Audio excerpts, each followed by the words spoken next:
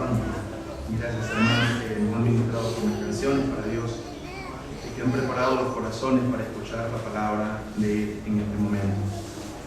Quiero pedirles, por favor, busquen en sus Biblias en la segunda carta de Timoteo para leer en el capítulo 2 los versículos 1 al 10. Repito, en el Nuevo Testamento, segunda de Timoteo, capítulo 2, versículos 1 al 10. En nuestra reunión de asuntos pasada, compartimos con la iglesia que el segundo semestre queremos tener como énfasis el movimiento discipulado. Es decir, a ponernos al lado de otros que están caminando en pos de Jesús para acompañarles en ese proceso. Queremos crecer, queremos aprender más de la palabra, más de Jesús. Cuando nosotros buscamos en la Biblia, Pablo se encarga de decirnos que fuimos apartados antes de la fundación del mundo. Escuche bien. Fuimos apartados antes de la fundación del mundo para conformarnos con el carácter de Cristo.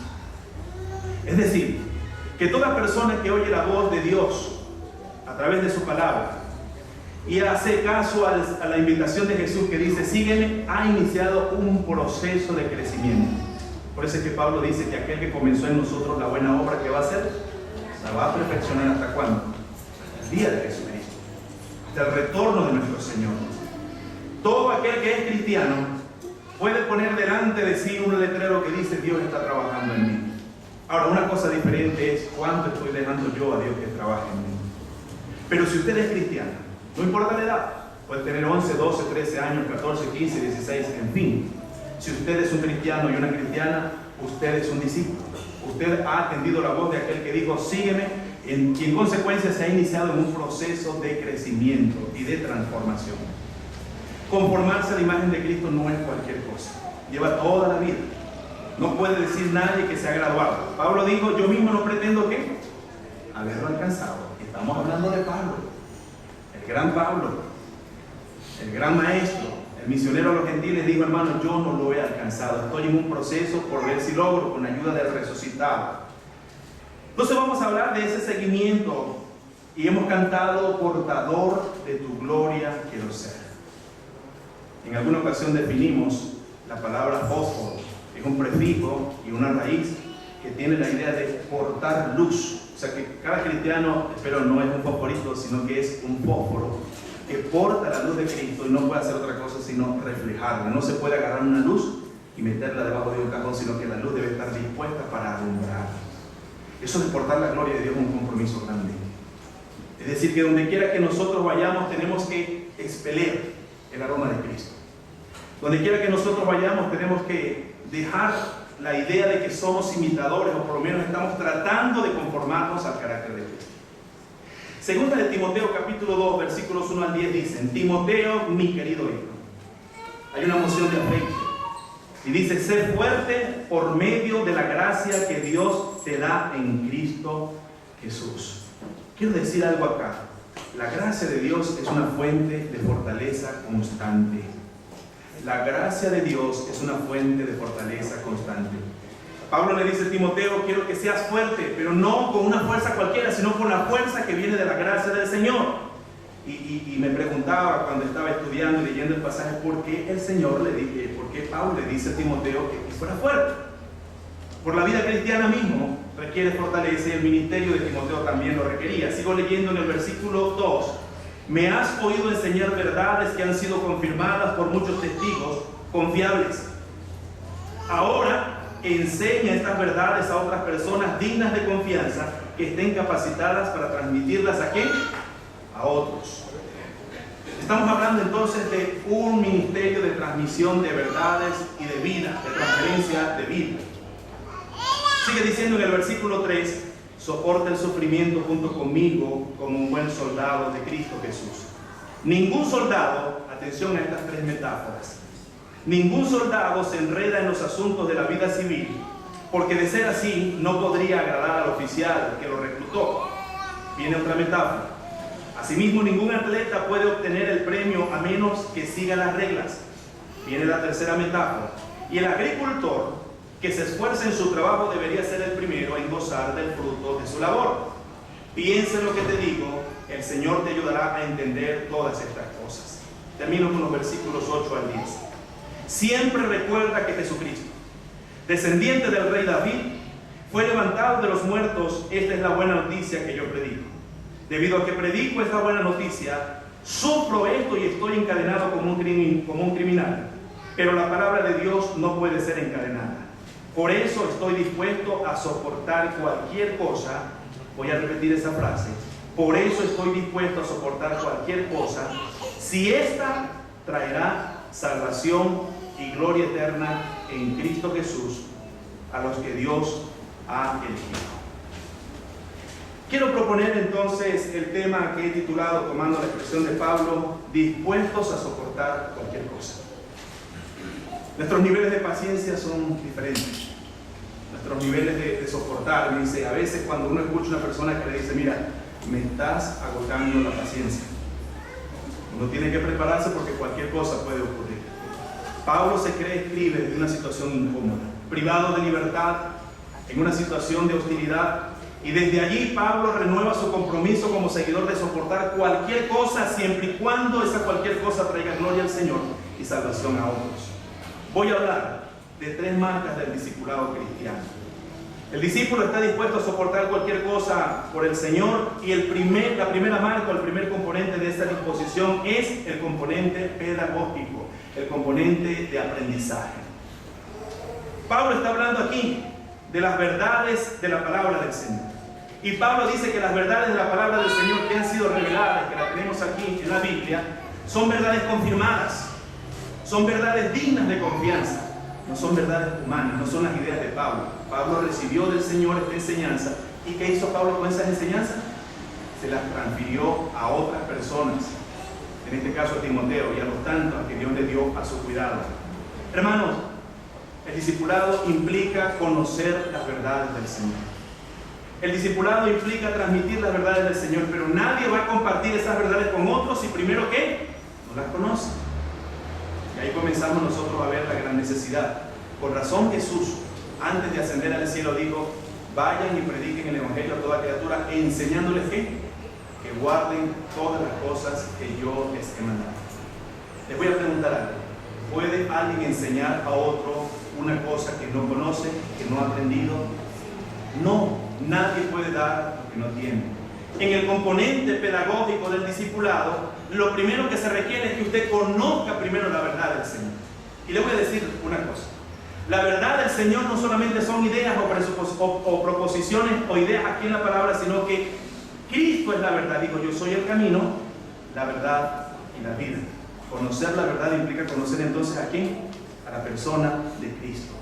Estar en la verdad implica estar en Cristo. Y Pablo dice a Timoteo, tú muchas veces me has visto enseñando esta verdad, ahora tú tienes que hacerlo también ¿con quién? Con otros. Tú tienes que hacer esto mismo con otros. Voy a hablar de 2 cosas aquí en esto de transmitir las verdades que uno ha conocido. En Juan, capítulo 1, versículo 40, encontramos el ejemplo de uno llamado Andrés. Y este ejemplo de Andrés ha dado a llamar lo que se conoce como Operación Andrés. Dice la Escritura en el versículo 40, Juan 1, Andrés, hermano de Simón Pedro, era uno de estos hombres que al oír lo que Juan dijo, siguieron a Jesús. Andrés, ¿qué hizo después? Fue a buscar ¿a quién? A su hermano Simón, y le dijo que hemos encontrado al Mesías. Luego Andrés llevó a Simón para que conociera también a Jesús. Esta es la primera cara de compartir con otros. Usted no necesita ir a un seminario para poder dar su testimonio de experiencia con el Señor. Usted no necesita decir, yo he visto tantos discipulados para contarle a otros lo que ha sido la experiencia que usted ha tenido con Cristo. El gozo de la mujer samaritana. ¿Saben lo que le pasó a la mujer samaritana? Conoció al Señor, tuvo un encuentro impactante con Jesús y pronto salió aquí a compartirlo con los vecinos. Así que la primera cara de compartir las cosas es que usted no tiene que esperar, decir, bueno, esos son para los maestros de la escuela dominical, para los diáconos de la iglesia, para el pastor de la iglesia, ellos son los que tienen que predicar. No. Todo cristiano es llamado aquí a compartir su experiencia con Jesús con otros. esa experiencia del gozo de la salvación, esa experiencia inicial de haber conseguido al Señor. Es lo que se llama aquí Operación Andrés, así que tenemos que, hermanos, hacer Operación Andrés. Pero la Operación Andrés no puede entrar en contradicción con la Operación Timoteo.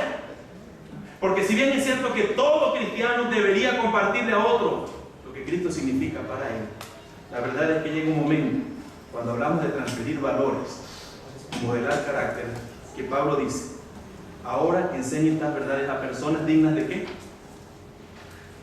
De confianza, fieles, que sean ¿qué? Idóneas, capaces de enseñar también a otros. Operación Andrés dice: todo cristiano debe salir corriendo y decirle a Andrea: ven, estuve buscando al Señor y lo conseguí. Es lo que algunos de nuestros jóvenes están haciendo, invitando a sus amigos del campamento para que vayan y disfruten de buena recreación, pero para que también conozcan de Jesús. Le dije a Ricardo Andrés eso. Ricardo Andrés invitó a su primer amigo, su primer compañero de la escuela, a Juan. Y Juan y la familia de Juan están muy contentos porque van al campamento.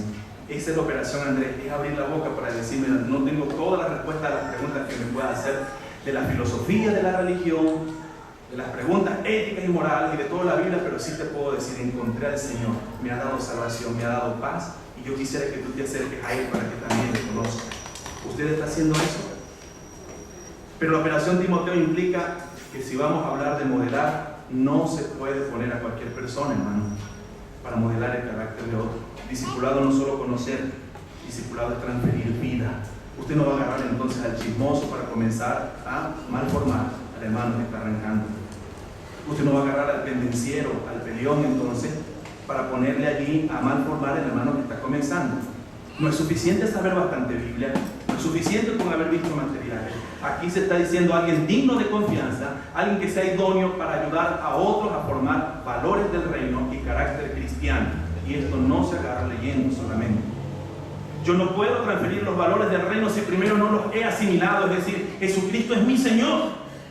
Mi vida gira en torno al señorío de Cristo. Eso es un valor supremo del reino y yo tengo que vivirlo primero para modelarme al otro. Esencialmente hablando, ninguno de nosotros puede tener discípulos. Yo entro en contradicción con ese criterio. Respeto totalmente a mis conciervos que hablan en ese sentido, pero yo creo que ningún cristiano puede decir que tiene discípulos. Porque no me están siguiendo a mí. Estamos siguiendo todos a quién? A Jesús. La única vez que veo que se habla de los discípulos eran los discípulos de Juan allá, y por cierto ni siquiera sabían que había Espíritu Santo. El discipulado en esencia es el seguimiento de Jesús. Yo tan solo soy un hermano tuyo que se pone al lado ¿para qué? Para acompañarte en este peregrinaje y contarte cómo fue mi experiencia, decirte lo que te puede pasar, alentarte en el inicio y poder guiarte. Líbrenos el Señor de que tengamos entonces una iglesia de los discípulos de nosotros. Somos solamente condiscípulos. Eso sí, esperamos transferir carácter, que seamos capaces de estimular a los otros para que se parezcan al Señor. En esto yo animo a los jóvenes que a veces sienten pena o vergüenza de que sepan que son cristianos. Yo comprendo eso, pasé por eso, acepté al Señor en el periodo de entre 14 y 15 años, y yo sé que la presión social es fuerte. Ninguno de los muchachos quiere quedar fuera del equipo.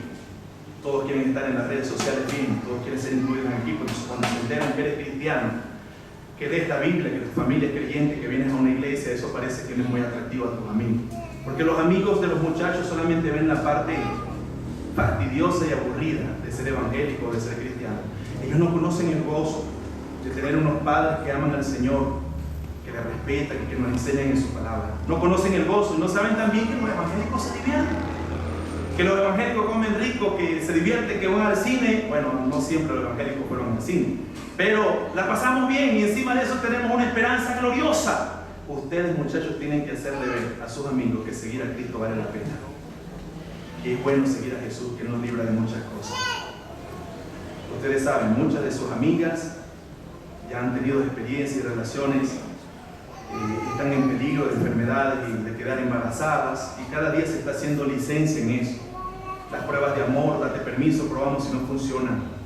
Es transferencia de vida, es enseñar a nuestros muchachos que no obedecer al Señor trae consecuencias que nos marcan de por vida, que nos hacen unas marcas que luego para quitarnos es difícil. Entonces, es decir, esto es la parte educativa de enseñarles y modelarles las verdades del Señor. Ahora quiero que veamos el componente actitudinal, el carácter, la disposición a sufrir. Dice, soporta el sufrimiento junto conmigo como un buen soldado ¿de quién? De Cristo Jesús. Yo no sé de dónde sacan algunos predicadores, especialmente telepredicadores, esa invitación de más bien librar a la gente de sufrimiento. Y entonces hasta un hombre le pusieron y le dice, venga y pare de sufrir. Cuando veo a Pablo dice, mira, si vas a ser un seguidor de Cristo, un componente de seguir a Cristo va a ser, de alguna manera, sufrir por la causa de Cristo. Pedro dijo, de todas maneras tenemos que sufrir. Eso sí, es preferible que sufran por la causa del Señor y por ser fiel al Señor que sufrir, ¿por qué? Por estar entrometiéndose en lo ajeno, por estar viviendo de una manera inadecuada y por haber tomado decisiones equivocadas. Le tengo una noticia que puede ser no muy buena para algunos, pero Cristo dijo, en el mundo tendréis aflicción. El asunto no es si sufrimos o no, el asunto es determinar por qué causa sufrimos. Bienaventurados sois cuando por mi causa os persigan y digan toda clase de mal contra vosotros mintiendo. Sepan que así les pasó también a quién, los que fueron antes de ustedes. En la vida, en este mundo, porque fue afectado por el pecado, no nos vamos a zafar del sufrimiento, sea por una razón u otra. El asunto es qué hacemos con el sufrimiento. Y lejos de esa teología de pare de sufrir, tú eres una estrella, siempre hay paz, siempre vas a ser próspero. Cuando leo la galería de la fe en Hebreos, lo que veo son hombres y mujeres de Dios que tuvieron que sufrir por mantener su fe en el Dios eterno y ser fieles a la palabra del Señor. En el mundo tendréis aflicción, pero confiad, yo he vencido al mundo. Un seguidor de Cristo no solo recibe la verdad y la transfiere en palabra y vida, sino que un seguidor de Cristo debe estar dispuesto ¿a qué? A sufrir por la causa de Cristo. ¿Cómo se traduce este sufrimiento? Yo no estoy hablando aquí de que si usted se flagele el cuerpo, o estoy hablando de sadomasoquismo. Estoy hablando de la disposición y la determinación. Si se van a burlar de mí en la universidad, porque yo sí creo en Dios, sufriré la burla. Si se van a burlar de mí porque yo creo que debo guardarme como una señorita para cuando me casa, yo soportaré la burla por ser fiel a mi Señor. Si se van a burlar de mí cuando sepan que mi familia es cristiana y vamos a una iglesia a adorar a Cristo, yo voy a soportar esa burla, que se burlen. De todas maneras, la gente se va a burlar por cualquier cosa. Si no se burlan de ti por eso, se van a burlar de otra cosa. Yo prefiero que se burlen de mí por eso, por ser fiel a mi Señor, ya mi Señor lo había dicho. Y el Señor, al hablar aquí por medio de Pablo del sufrimiento, dice, soporta el sufrimiento junto conmigo. Las tres metáforas. Dice, el soldado que quiere agradar al oficial que lo reclutó, ¿qué hace? No se enreda en los asuntos civiles. Se mantiene en su asunto de la milicia. Y aquí está el aspecto de tener que sufrir, de negarse. Quienes han estado en carrera militar saben que eso implica negarse de muchas cosas. La carrera militar implica negarse de muchas cosas y no inmiscuirse en otras cosas para poder agradar a los superiores y al fin servir a la patria. Es un asunto de compromiso. Tenemos que tomar eso y aplicarlo a Cristo. Quienes quieren agradar a Cristo no se enredan en cosas que no le agradan a Cristo. No se enredan en cosas que van contrario al carácter de Cristo, sino que son fieles a Él. Se mantienen fieles a ese Señor. De la otra metáfora, que es la metáfora del atleta, un discípulo de Cristo, si quiere ganar el premio, que tiene que hacer, tiene que respetar las reglas. Ya hemos oído el problema que hay ahorita con la liga de béisbol allá en Estados Unidos. 12 beisbolistas están siendo cuestionados y sancionados, entre ellos 3 venezolanos, porque una entidad llamada Biogénesis detectó que habían estado utilizando sustancias que eran contra las reglas del sector. Y esto ha levantado todo un revuelo ético, que si es justo, que si es injusto.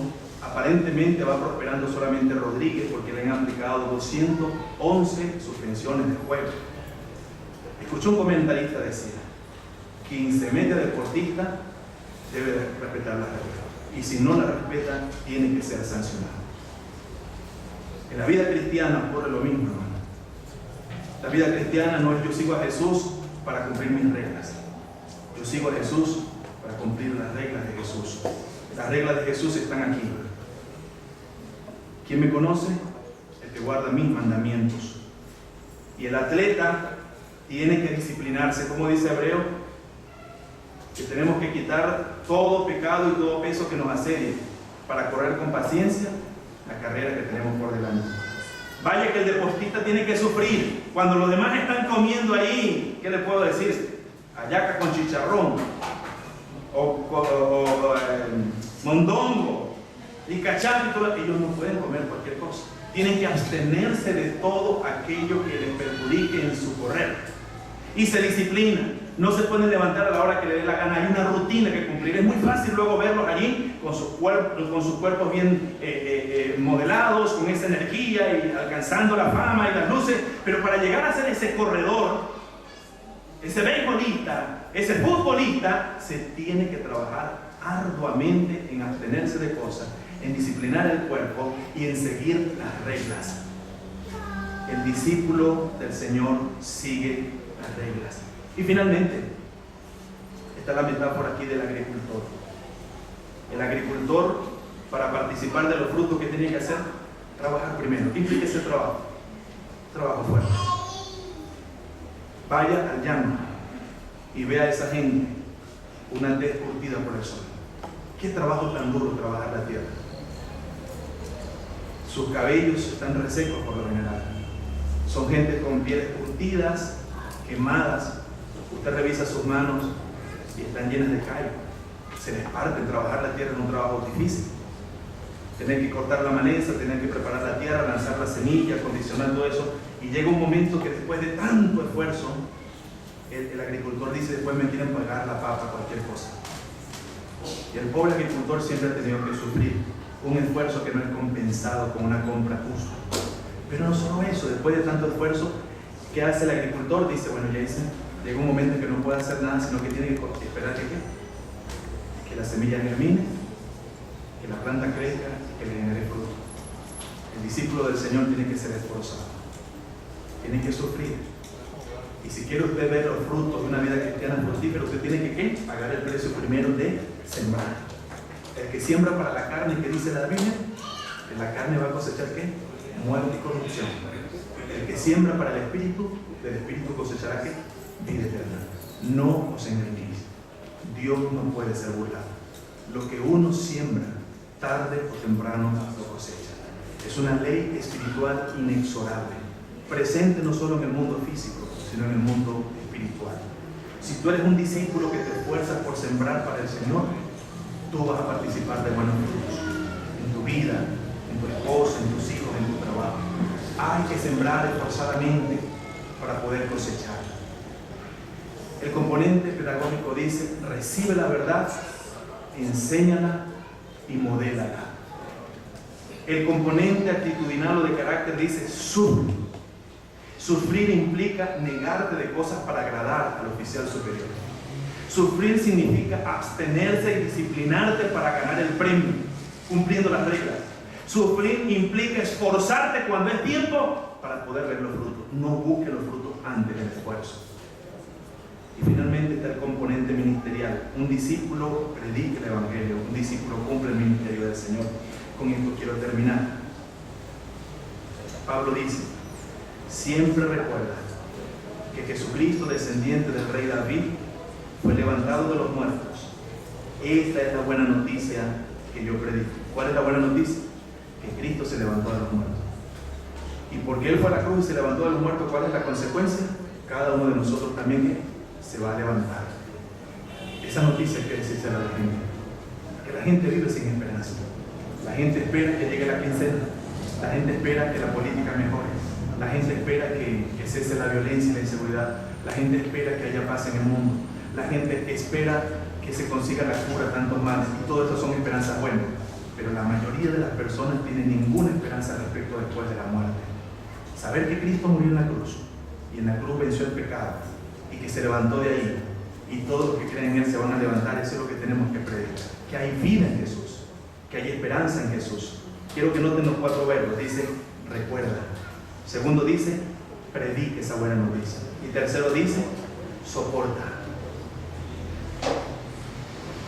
si nosotros no tomamos la disciplina de recordar siempre, y recordar significa traer a la memoria la persona y la obra de Cristo, no vamos a tener nada que decir. De la abundancia del corazón, ¿qué habla? La boca. Si mi corazón se llena de la gloria de Cristo, de la misericordia de Cristo, de la cruz de Cristo y la resurrección de Cristo, si mi corazón está lleno de eso, ¿qué va a decir mi boca? Yo tengo que contar eso. Hermanos, yo quiero hoy tener un desafío para la iglesia. Si aquí hay personas que todavía no le han dicho al Señor, Señor, te voy a seguir. Yo quiero seguir a Jesús. Yo quiero recibir a Jesús en mi vida. Yo quiero pedirle perdón a Jesús por mis pecados. Yo le invito a que hoy, así como lo hizo Zaqueo, como lo hicieron los pescadores, que el Señor les dijo, sígueme, y ellos siguieron al Salvador. Usted puede hacerlo hoy. Pero quiero pedir que algunos también puedan renovar su compromiso de ser discípulos, seguidores del Señor. Y finalmente quiero pedir que todos podamos comprometernos con el Señor y decirle, Señor, yo quiero hacer que otros te sigan.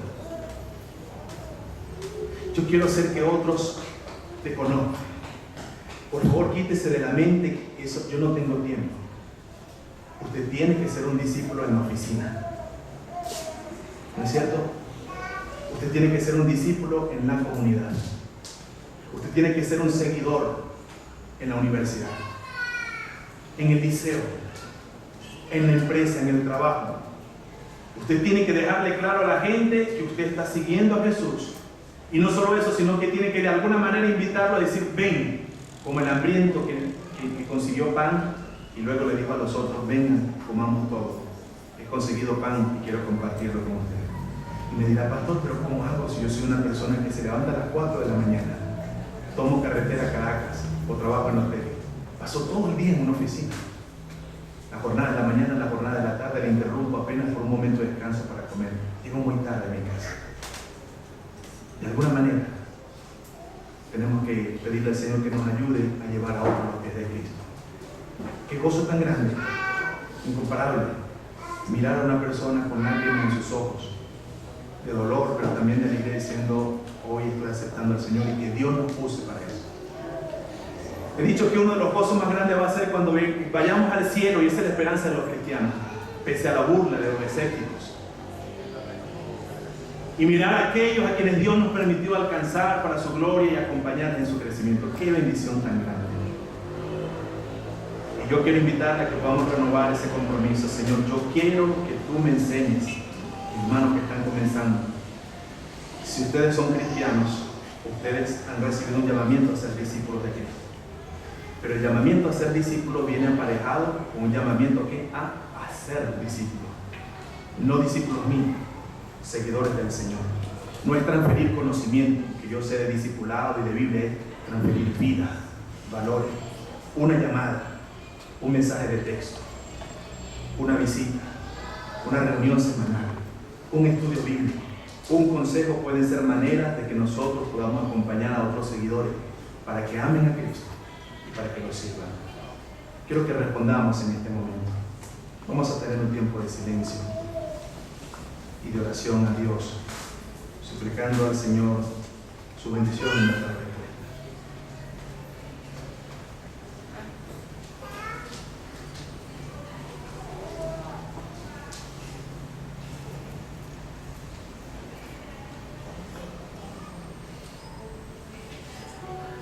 Señor, el plan tuyo no ha cambiado.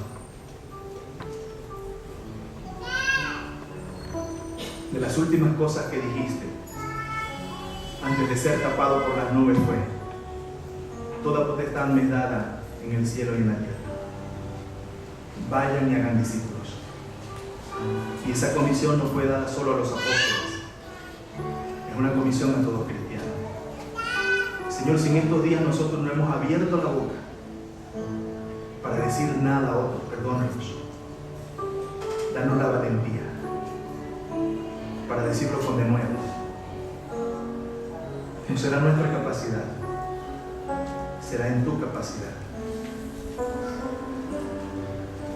El plan sigue siendo el mismo, Señor. Multiplicación discipular. No es transferencia de contenidos, es transferencia de vida. Es modelar al otro cómo creer a Jesús, cómo sufrir por Él, cómo seguirle en medio de las pruebas. Dale ese valor a nuestros jóvenes de la iglesia. Quiero rogarte, Señor, que inicie en nuestra iglesia. No por moda ni por campaña, es un movimiento discipular que no se detenga hasta la segunda venida de Cristo. Que cada cristiano aquí haga con otros lo que Él ha hecho con ellos. Que comparta por lo menos con uno en su vida cristiana. Y por qué no con uno, tanta frecuencia como sea posible, lo que tú le vas dando. No tenemos que ir a un seminario para eso. No tenemos que saber todas las respuestas. Es sencillamente decirle como la mujer samaritana: este es el Mesías. Me ha dicho todo lo que soy.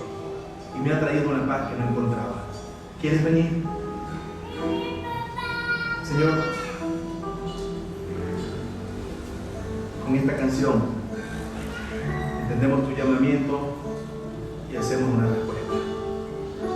Levanta hombres y mujeres de nuestra iglesia, dignos de confianza, idóneos para guiar a otros.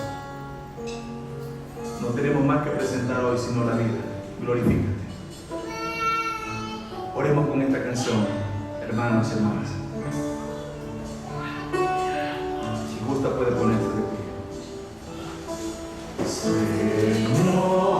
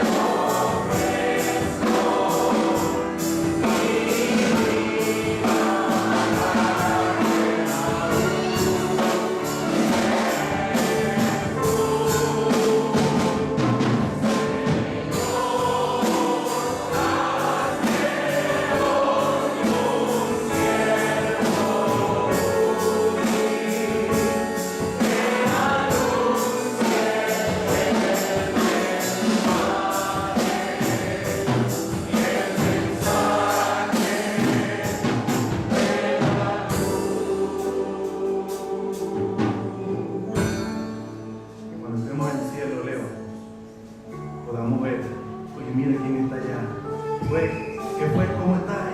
Tenía que darme un abrazo. Te voy a decir, gracias por hablarme. Gracias por haberme dicho eso.